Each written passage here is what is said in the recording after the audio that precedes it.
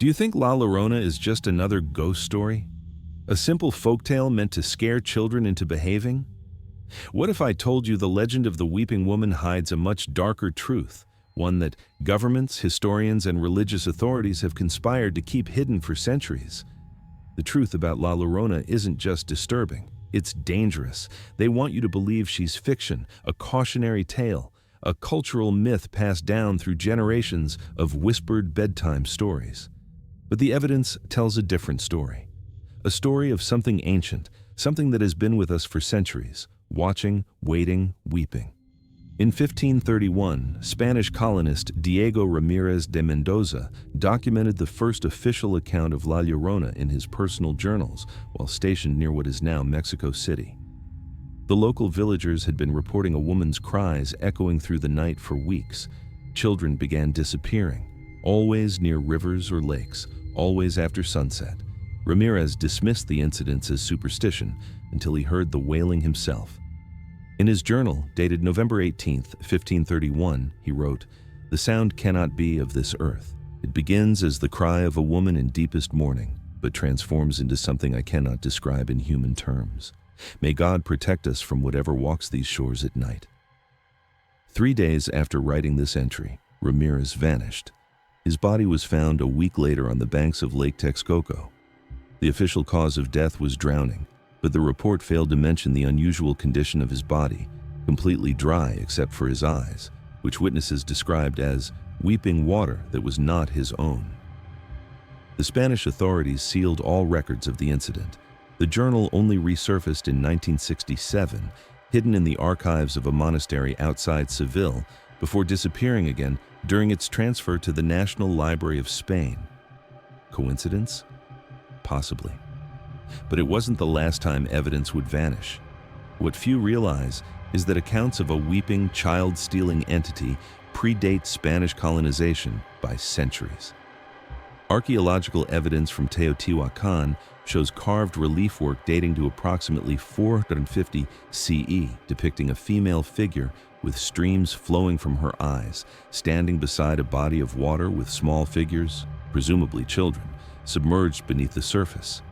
The Aztecs called her Chihuacoatl, the snake woman, who was said to appear near bodies of water, weeping for her lost children. But here's where things get truly disturbing.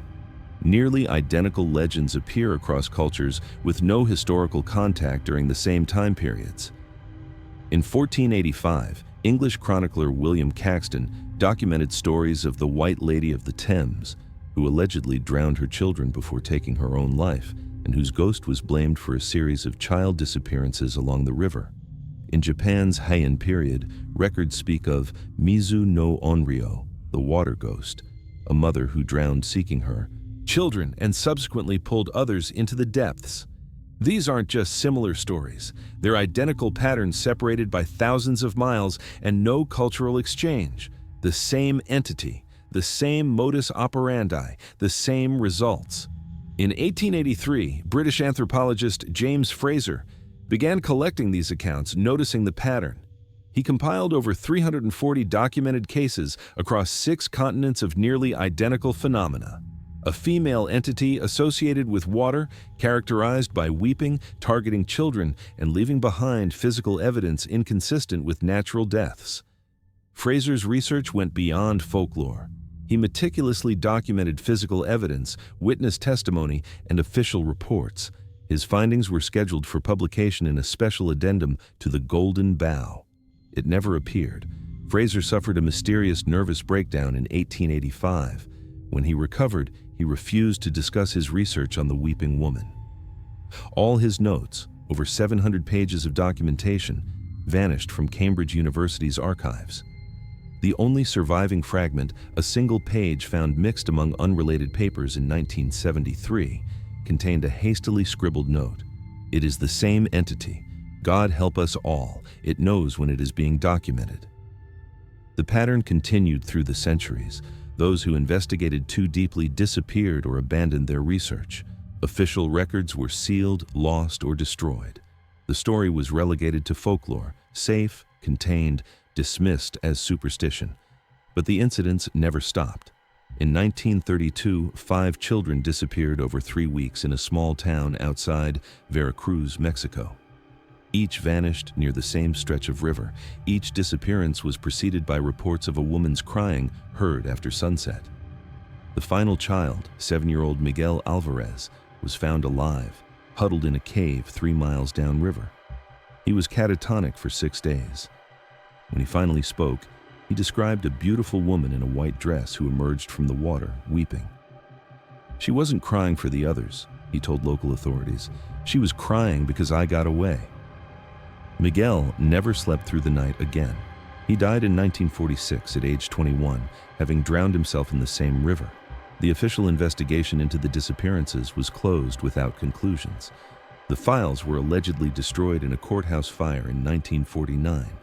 All that remains is a local newspaper article and the death certificate of Miguel Alvarez.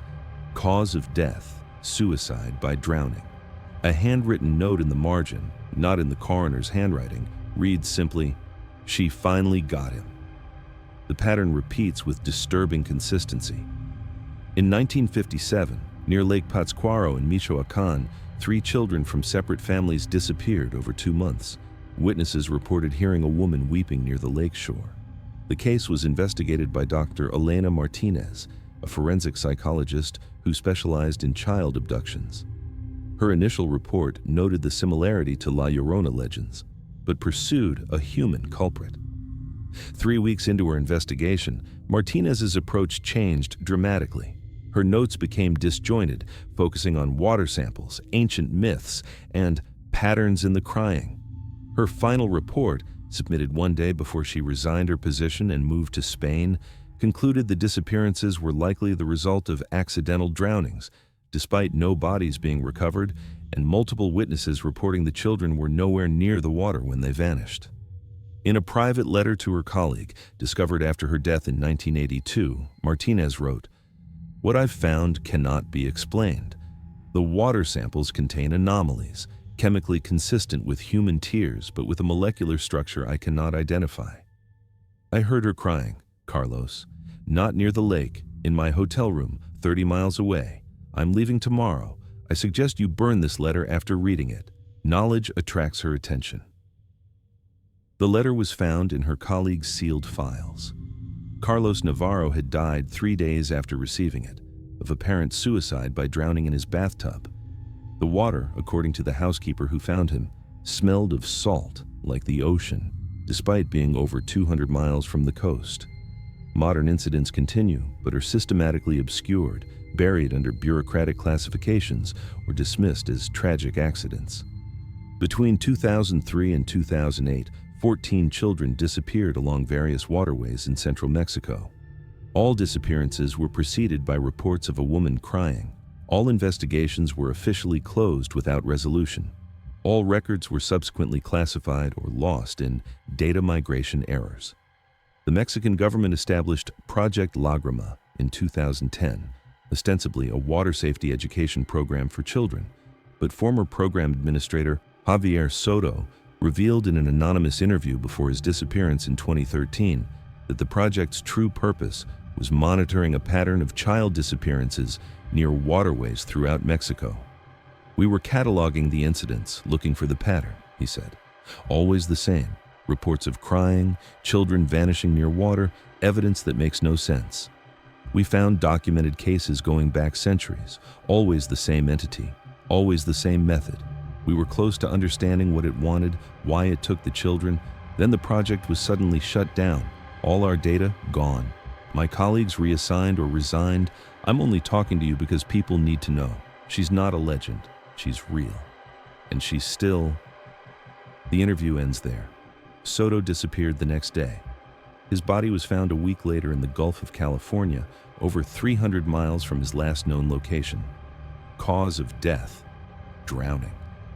The recording of the interview was allegedly corrupted beyond recovery. The journalist who conducted it changed careers shortly afterward, refusing all requests to discuss the matter. But the pattern isn't confined to Mexico or Latin America.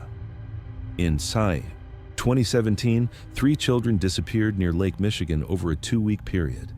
Witnesses reported hearing a woman crying near the shoreline at night. The FBI briefly investigated, but closed the case when one child's body was recovered, ruling the death an accidental drowning despite anomalous findings. The body was found completely dry, except for the lungs, which contained water with a salinity level inconsistent with Lake Michigan. The other two children were never found. The FBI's case files, requested through FOIA in 2019, were heavily redacted.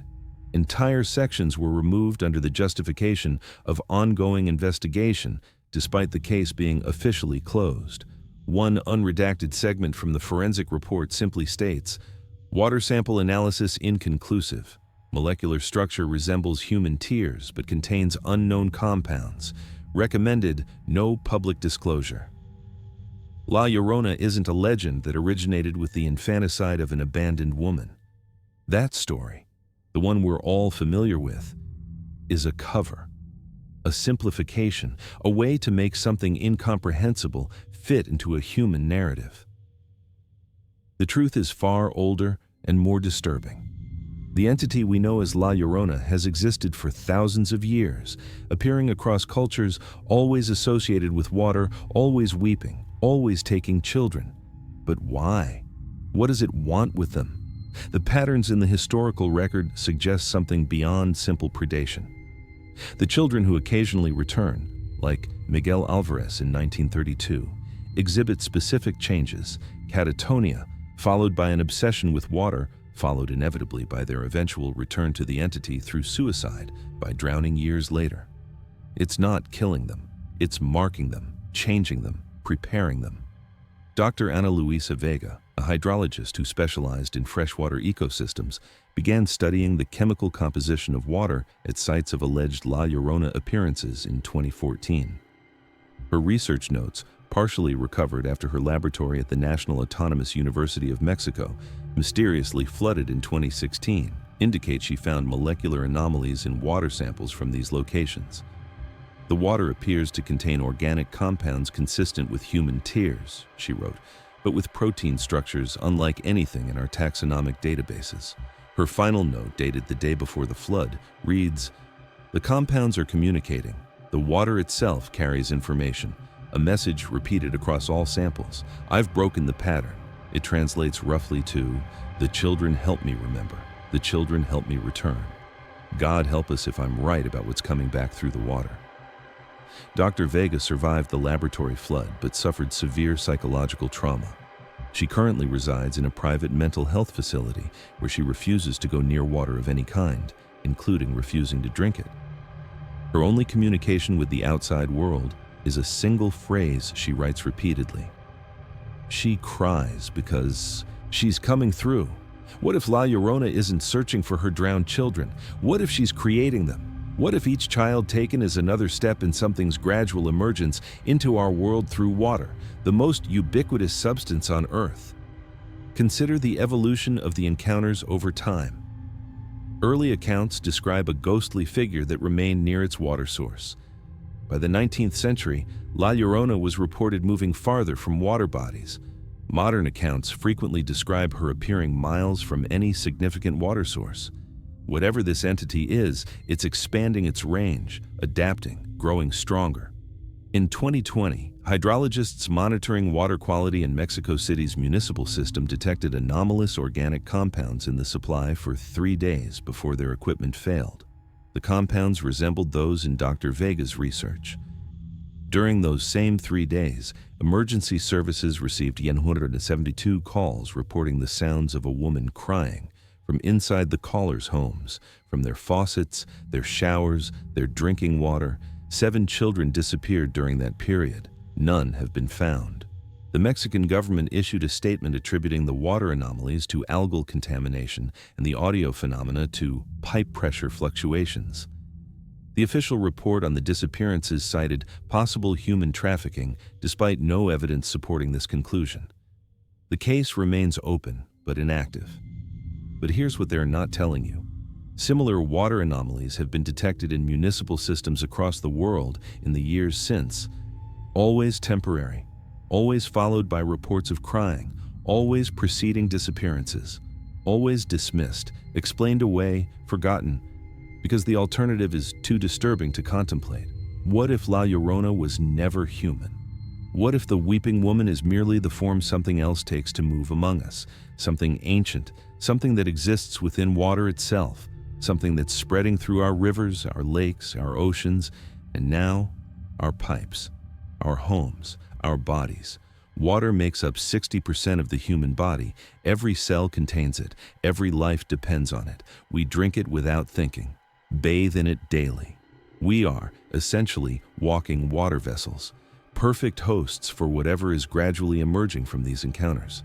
The crying you might hear tonight could be coming from your kitchen sink, your bathroom shower, the bottle of water beside your bed. And by then, it's already too late. In 2022, a collaborative research team from universities in Mexico, Spain, and Japan began a classified project codenamed Lágrima Universal, analyzing historical patterns of La Llorona encounters alongside water sample anomalies. Their preliminary findings, leaked briefly online before being scrubbed from all platforms, suggested a correlation between increased sightings and rising global temperatures, as if something dormant in the water is becoming more active as the planet warms. The research team's final report was never published. All 17 researchers resigned their positions within 2 months. 3 subsequently died by drowning. The others have refused all contact with media or colleagues. One former team member, speaking on condition of absolute anonymity, said only, "We found her timeline." If the pattern holds, what's been building for centuries reaches completion in our lifetime. The weeping is a transition phase. When she stops crying, that's when we should truly be afraid. Government agencies worldwide are aware of the pattern. The classifications, the cover-ups, the deliberate misdirection toward folklore, it's not to hide the truth from malevolent forces, it's to hide it from us, because mass panic would only make her stronger. The records that remain accessible show a clear acceleration. Before 1900, La Llorona encounters occurred approximately once every 7 and 10 years. Through the 20th century, the frequency increased to annual occurrences. By 2010, monthly. Current monitoring suggests weekly encounters worldwide, though most go unreported, misattributed, or actively suppressed. Think about it. How many news reports of children disappearing near water have you seen? How many are dismissed as tragic accidents? How many bodies are never recovered? The pattern is there if you know how to look. The weeping woman isn't a regional phenomenon. She's global, growing, and she's using our own infrastructure to reach us. Water quality testers for municipal systems are now trained to report certain types of contamination directly to national security agencies, bypassing normal environmental channels. Leaked internal documents from water treatment facilities in Chicago, Phoenix, and Boston reveal specialized filtration equipment installed between 2020 and 2023 designed to remove specific organic compounds, the same compounds found in Dr. Vega's research. These filtration systems require replacement every 7 to 10 days due to rapid degradation of the filters. The degradation pattern? Microscopic erosion channels that, when viewed under electron microscopes, resemble tear tracks running down a face. Perhaps most disturbing are the children who return. Not all victims of La Llorona disappear permanently. Approximately 5% are found alive, usually miles downstream from their last known location. These survivors share consistent traits: catatonia, followed by an obsessive relationship with water, claiming they hear it speaking. Most concerning is their artwork. Drawings and paintings produced during therapy sessions show strikingly similar images across different cases, time periods, and cultures.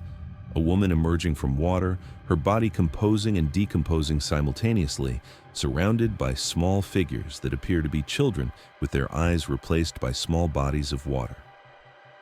Dr. Eliza Hammond, a child psychologist who worked with 3 such survivors in Washington state between 2018 to 2021, compiled their artwork and testimonies for a research paper that was rejected by 16 academic journals without explanation. In her notes, found after her suicide in 2022, cause of death, drowning in her bathtub, she wrote, "The children aren't describing La Llorona finding her dead children. They're describing something using children to find its way here. The crying is a side effect of passing between worlds. She's not weeping from sadness. Those are the tears of transition. The most recent documented case occurred just 3 months ago. Lake Chapala, Mexico.